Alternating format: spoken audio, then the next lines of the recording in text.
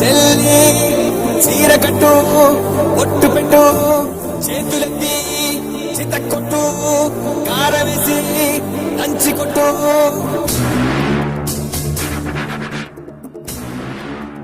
ఎవరి రాక కోసం పెరవలి హృదయాలు కంపిస్తున్నాయో, ఎవరి రాక కోసం సూర్యుడిని రాత్రంతా రమ్మని ప్రార్థనలు చేశారో, చీకట్లు తొలగాలని సూర్యుడి ఉదయించాలని రాత్రంతా పెరవలి వాసులు, ఉభయ గోదావరి జిల్లా వాసులు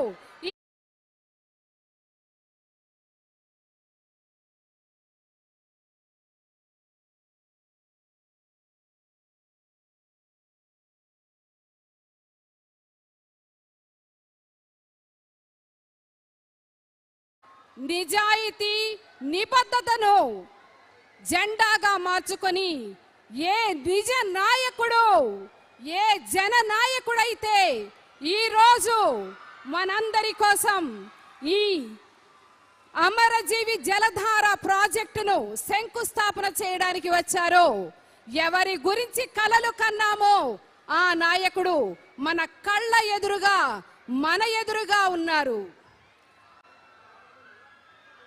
మరి శ్రీ కొణిదెల పవన్ కళ్యాణ్ గారు, మన ఉప ముఖ్యమంత్రి వర్యులు, కథానాయకులు మాత్రమే కాదు, జన స్రవంతి కోసం పుట్టిన జననాయకులు, నిజ నాయకులు.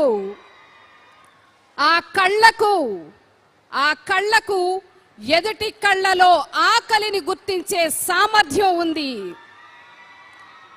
పేదవాడి పొట్టను ఎలా నింపాలో తెలుసుకునే పరిష్కార మార్గం ఉంది. సమస్యల కోసం పోరాడే తెగువ ధైర్యం ఉంది.